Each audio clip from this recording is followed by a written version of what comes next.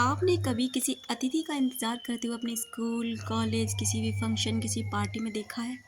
लोग किस तरह उनका इंतज़ार करते हैं। हम जानने की कोशिश करते हैं कि इस बार अतिथि बना के किसको बुलाया गया है।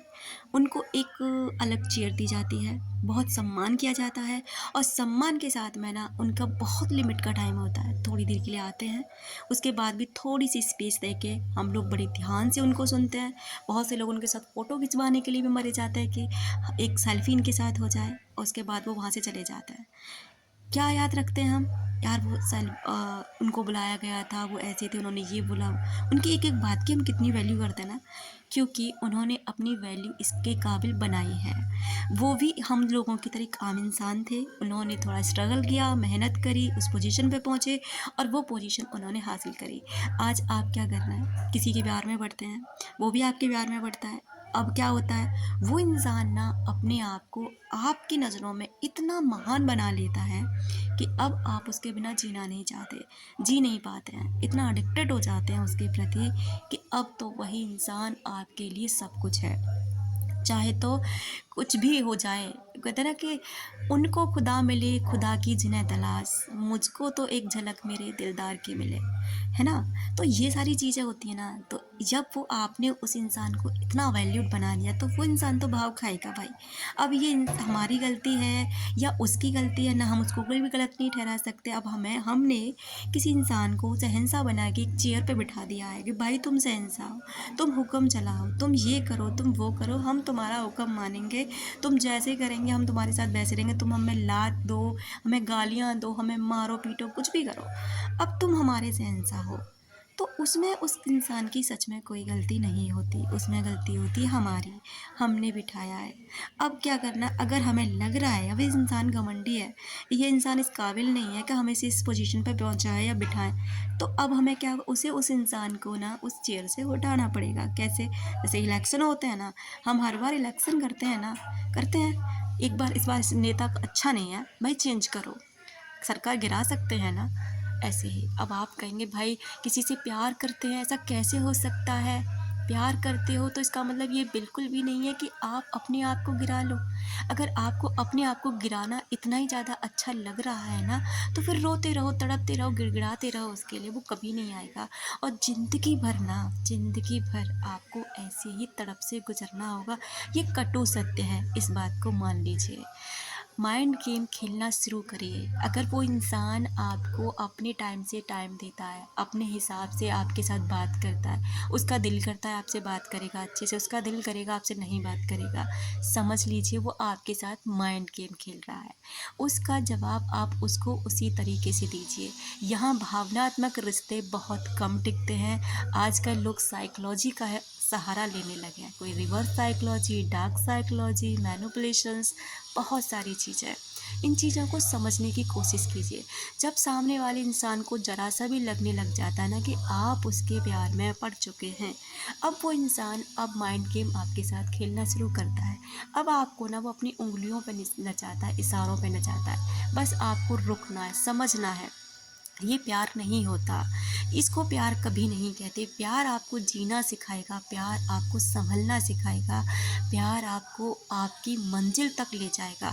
लेकिन ये वाला जो है ना, जो आपको तड़पा रहा है, परेशान कर रहा है, रुला रहा है, ये प्यार नहीं है, ये एक मैनिपुलेशन है, ये एक डार्क साइकोलॉजी, रिवर्स साइकोलॉजी, आप जो भी कह लीजिए, उसका सहारा लेके सामने वाला इंसान ये चाहता है कि आप ज़िंदगी भर ना उसके पीछे ऐसे ही रोते तड़पते रहो।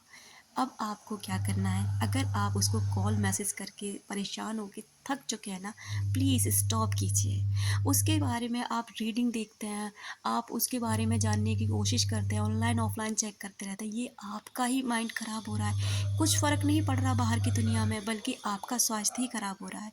किसी को आपके स्वास्थ्य से कुछ लेना देना नहीं है। आपको पता है, अगर आप जीवित हैं, आपके लिए दुनिया है, अगर आपका शरीर स्वस्थ है तो आप ठीक हैं, वरना इस दुनिया में कोई किसी का नहीं होता डियर। इस बात को समझने की कोशिश कीजिए।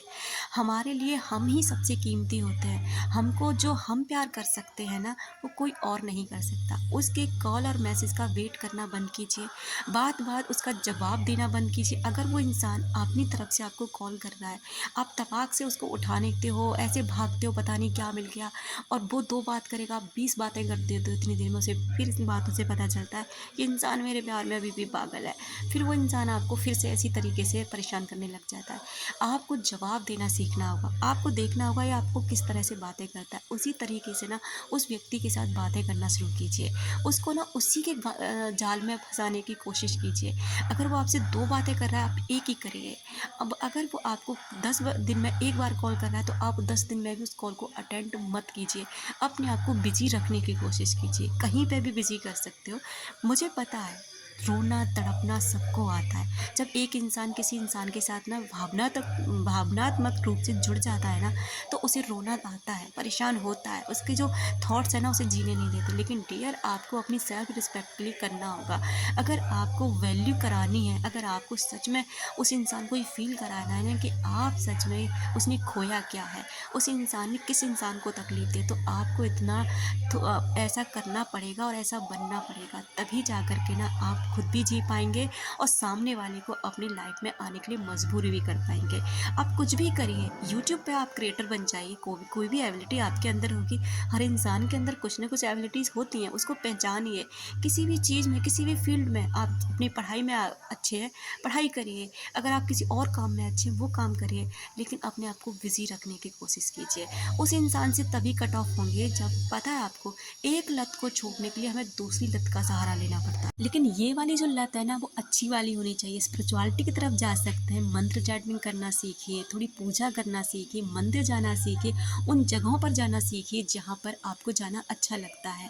रिवर्स साइकोलॉजी तो डियर यही कहती है कि जो इंसान आपके साथ जैसा कर रहा है ना, उसको उसी की भाषा में समझाओ, उसके विपरीत चलो।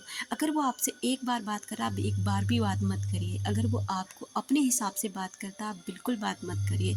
अगर आपको बात करते करते फील हो रहा है कि ये मेरे को कुछ ऐसे समझ के बात कर रहा है कि मेरी कोई वैल्यू नहीं है, मैं कोई मायने नहीं रखता, तो बिल्कुल भी बात करने की आपको ज़रूरत नहीं है, क्योंकि वैल्यू आप अपनी खुद बनाते हैं, कोई भी नहीं बनाता। आपको भी अपने आप को पर्सनैलिटी निखारने की कोशिश कीजिए, सेल्फ लव करने की कोशिश कीजिए, इम्प्रूवमेंट लाइए अपने अंदर। अगर आप पहले रुक रो के परेशान हो के ना अपने आप को, अपने शरीर को ख़राब कर ले, तो उस पर काम कीजिए, वर्कआउट कीजिए, योगा कीजिए, मेडिटेशन कीजिए, चाहे जो कुछ भी कीजिए, लेकिन अपने स्वास्थ्य को अच्छा कीजिए। क्योंकि आपको पता है, हंसता हुआ फूल, खिलता हुआ फूल सबको पसंद है, लेकिन मुरझाए हुए फूल को देखना कोई नहीं चाहता। तो दोस्तों, यहाँ इस जीवन की, इस ज़िंदगी की यही सच्चाई है कि जो सुंदर दिखता है, जो अच्छा दिखता है, उसकी तरफ सब अट्रैक्ट करते हैं। और दूसरी बात यह है कि जब आप मेडिटेशन करने लग जाते हैं ना डियर, तो मेडिटेशन इतना मैजिकल तरीके से आपकी ज़िंदगी को चेंज करता है, अपने माइंड को चेंज करता है, कि आपका ऑरा बहुत ही ज़्यादा पॉजिटिव रहने लग जाता है, जिसकी वजह से ना वो हर पॉजिटिव इंसान आपकी तरफ अट्रैक्ट होने लग जाता है, जो इंसान सच में अच्छे होते हैं। तो दोस्तों, मैं तो आपसे यही कहना चाहूँगी कि जितना हो सके खुद को वैल्यूड बनाइए, खुद को उस पोजीशन पे पहुँचाइए कि सामने वाले की औकात पता चले, सामने वाला ना आपको छोड़कर, आपको परेशान करके पछताए और बार-बार आपकी लाइफ में लौट कर आएगा। इस बात की तो पूरी गारंटी होती है डियर कि जब आप किसी पोजीशन में पहुँचते हो, अच्छे दिखने लग जाते हो, अपनी सेहत को अच्छा कर लेते हो, वो इंसान लौट कर आता है। बाकी आपकी मर्ज़ी है कि आप क्या करना चाहते हैं। Thank you so much.